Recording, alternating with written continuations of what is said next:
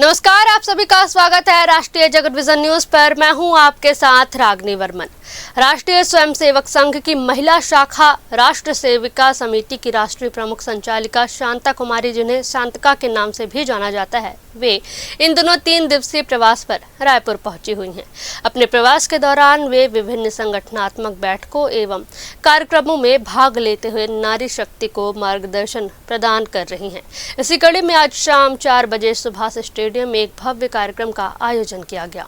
कार्यक्रम में बड़ी संख्या में महिला कार्यकर्ता एवं नागरिक शामिल हुए। शांता कुमारी की उपस्थिति में आयोजित इस कार्यक्रम को लेकर संगठन में खासा उत्साह देखा जा रहा है। ये जानकारी सच्चिदानंद उपासने ने दी। सुनिए उन्होंने क्या कुछ कहा। राष्ट्रीय स्वयं सेविका की टीम यहाँ आई है और क्या कर रहे हैं आज? यह राष्ट्र सेविका समिति की जो राष्ट्रीय संयोजिका है, राष्ट्रीय संचालिका है श्रीमती शांतक्का जी, वे पूरे देश भर में प्रवास करती हैं। राष्ट्र सेविका समिति जो विगत 85-90 वर्षों से नारी शक्ति में देशभक्ति का भाव जागृत करने का काम कर रहा है, उस दृष्टि से उनका प्रवास छत्तीसगढ़ में 3-4 दिनों का प्रवास है। उस प्रवास के निमित्त वे राजधानी में विभिन्न प्रकार के आयोजन, कल नारी युवती सम्मेलन हुआ, उसमें बड़ी मात्रा में युवतियाँ शामिल हुई। आज ये जो शहर में, महानगर में राष्ट्र सेविका समिति की शाखाएं लगती है, प्रतिदिन लगती है, साप्ताहिक लगती है, उनमें क्या क्या सीखते हैं, किस प्रकार के खेल हैं, सामूहिक कार्यक्रम हैं, संगठनात्मक कार्यक्रम हैं, उन सब का प्रदर्शन जो है अपनी राष्ट्रीय जो संचालिका आई हैं उनके समक्ष करने का जो निर्णय लिया, उस अनुरूप जो है आज यहाँ पर पूरी शाखाओं का अलग अलग प्रकार का और सामूहिक प्रकार का आयोजन जो है प्रदर्शन हो रहा है।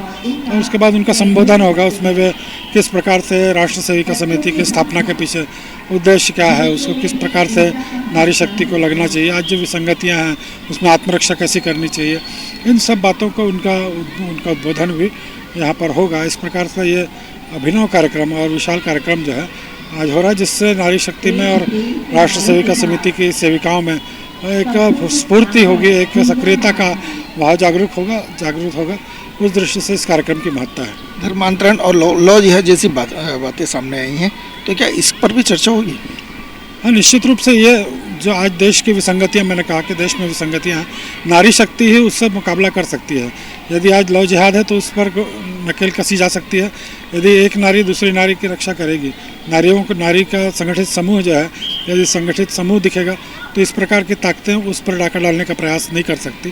तो इस प्रकार से लौ जिहाद है और धर्मांतरण है, जो धर्मांतरण भी होता है बस्तियों में, वो कहीं ना कहीं गरीबी का फ़ायदा उठाकर, लाचारी का फ़ायदा उठाकर, शिक्षा का फ़ायदा उठाकर, इसलिए बस्तियों में जाना, वहाँ शाखा लगाना, वहाँ पर उन नारी को शिक्षित करना, जो अनपढ़ है उनको पढ़ाना, ये सब काम करके जो है उनको सक्षम बनाना, उनके रोजगार के दृष्टि से भी काम देना, ये सब काम करेंगे तो निश्चित रूप से जो ये शक्तियाँ जो विदेशों के इशारों पर यहाँ पर काम कर रही हैं उसका सर्वनाश होगा।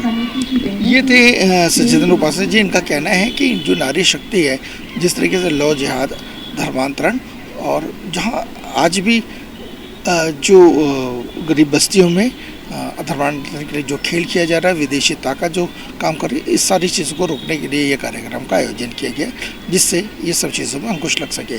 कैमरामैन रूपेश के साथ मैं इमरान खान। फिलहाल के लिए बस इतना ही। हर अपडेट के लिए बने रहिए राष्ट्रीय जगत विजन न्यूज के साथ। नमस्कार।